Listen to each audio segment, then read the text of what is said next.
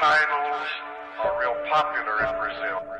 But I tell you, a title without a substance means nothing. The prophet Job said that if we give people flattering titles, that our Maker, our Father, will cut them off. You know, another weakness of the Church of Brazil is they're impressed by titles and they're impressed by gifts, by spiritual gifts. But those gifts are never a testimony to the integrity of an individual. What impresses me, what impresses Jesus, is honor, integrity, character, because that's what we take to heaven. But the church seems to exalt celebrities, exalt personalities. We have a few famous people that have risen to the top, whether they're preachers or musicians, worship leaders, and they've risen to the top, become celebrities and famous, and then that begins to set some kind of an example that that's a measure of success. First place, that's not a measure of success. Because I'll tell you, would be the most famous worship leaders? We won't call any names. I know them all. But I know how they started. I know how they began. They began alone in their room with their musical instruments. No audience, no following, no reputation, no CDs, no DVD, no nothing. They were in their room, alone in their room, worshiping Jesus. That's how they started.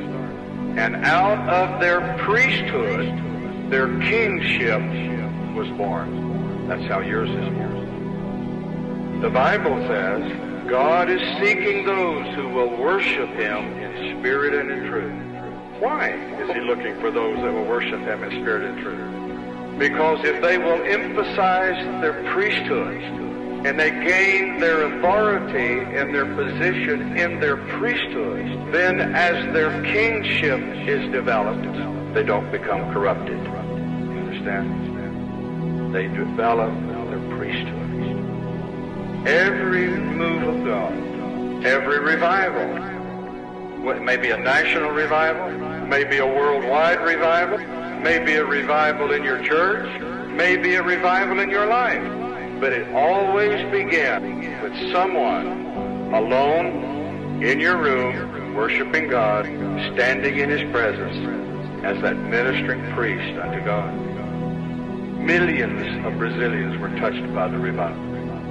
Let me tell you how it began. It began with people alone in their room, with someone hidden in God's presence, fulfilling their priesthood, ministering to Jesus. Devils are no problem. Congregations are no problem. Money's no problem. You have no problem. How are you going to have problems in Jesus' presence? How are you going to have it lack anything in Jesus' presence? Everything you need is in His presence, is in your relationship with Him. I'll tell you what you do, my friend. Separate yourself. You go into God's presence, and you don't come out. You don't come out until Jesus calls you out. You stay there until you come out in the power of the Spirit. Who have you been with? Who have you been with? I've been with Jesus. Have you been with Jesus? Are you content to just be with Jesus? Because I'll tell you what will happen in your life. You'll come to the place in your life where you will say, Jesus, I don't want to go out there. I don't want to go before the congregation. I don't want to preach. I don't want to go. I want to stay here with you. I don't want to go out there. I don't want to build a church. I don't want a big ministry. I don't want to be on TV. I don't want 100 DVDs. I just want to be with you, Jesus. Jesus says, now you're ready. Now I can use you. Now I can use you. You'll do that. You'll have the authority of a king. And you know what? He'll mean nothing to you. There's a call of the Spirit today. You develop your priesthood, your kingship will take care of itself. That's the Melchizedek New Testament ministry. They have bread and they have wine for the children of Abraham, which speaks of the church. Hallelujah. Greatest promise in the Bible, greatest promises for those who overcome. And the greatest promise of those promises to the one who overcomes can sit with me, and he'll go into the temple and never come out again. Like Enoch, he walked with God, and he was not. He was not. I'm waiting for that day.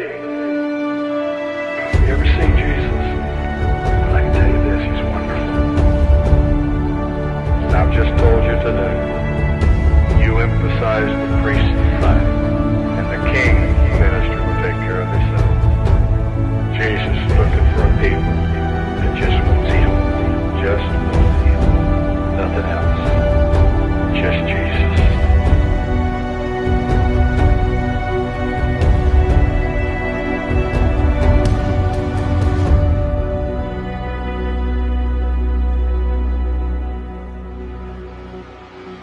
Just Jesus.